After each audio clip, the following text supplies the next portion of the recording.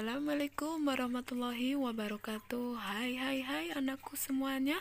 Ketemu lagi dalam pembelajaran online. Kali ini kita akan membahas tentang mobilitas sosial. Sebelumnya silakan kalian amati gambar berikut ini. Ini adalah gambar seorang artis yang sedang viral di media sosial. Ya, siapa dia? Dia adalah Lesti Kejora.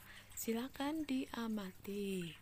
Dari gambar tadi dapat ditarik kesimpulan bahwa Lesti telah mengalami perubahan status sosial. Nah, seseorang yang mengalami perubahan status sosial pasti mengalami mobilitas sosial. Apa sih mobilitas sosial itu? Mobilitas sosial adalah perpindahan posisi seseorang atau sekelompok orang dari lapisan yang satu ke lapisan yang lain.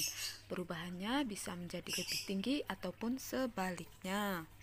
Bentuk-bentuk mobilitas sosial itu sendiri terdiri dari mobilitas vertikal dan mobilitas horizontal.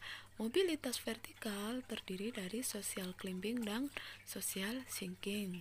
Sedangkan mobilitas horizontal terdiri dari mobilitas antar wilayah dan antar generasi. Berikut Ibu berikan penjelasannya.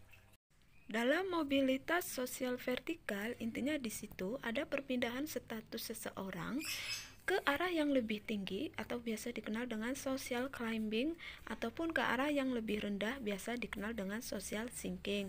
Nah, sekarang kita lihat contoh social climbing dan social sinking. Berikut adalah contoh social climbing. Kamu tahu ini adalah gambar mantan Ibu Menteri kita, yaitu Ibu Susi Pujiastuti, di mana dulunya dia hanya seorang pengusaha biasa, kemudian naik statusnya menjadi seorang menteri. Sedangkan ini adalah salah satu contoh social sinking. Itu ada artis, salah satu artis yang populer di Thailand, kemudian di akhir hidupnya dia berubah menjadi seorang gelandangan. Sedangkan mobilitas sosial horizontal itu perpindahan status sosial seseorang tapi masih pada lapisan yang sama. Contohnya seorang guru yang tadinya dinas di daerah A kemudian pindah tugas di daerah B, tapi statusnya dia di daerah B tetap sebagai guru. Mobilitas intragenerasi, intinya di sini ada perpindahan status tapi masih dalam satu kelompok generasi yang sama. Mobilitas intergenerasi, contohnya ada seorang keluarga yang kakeknya itu tadinya seorang penjaga sekolah biasa, kemudian pada cucunya bisa menjadi seorang menteri. Mobilitas antar wilayah, contohnya misalnya ada seorang buruh tani, karena musim paceklik maka dia pindah menjadi buruh bangunan. Berikutnya adalah faktor pendorong mobilitas sosial. Ada faktor struktural, individu, sosial, ekonomi, dan politik.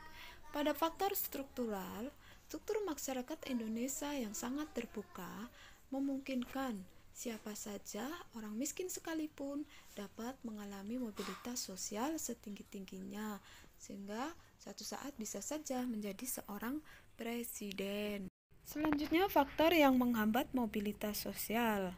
Di antaranya ada kemiskinan, diskriminasi, dan struktur sosial yang bersifat tertutup.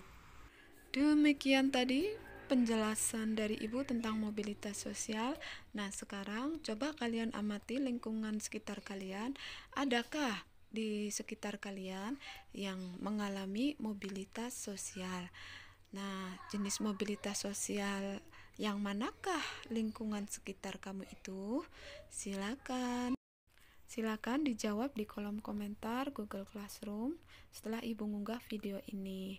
Sekian dari Ibu, dan jangan lupa tetap jaga kesehatan. Assalamualaikum warahmatullahi wabarakatuh.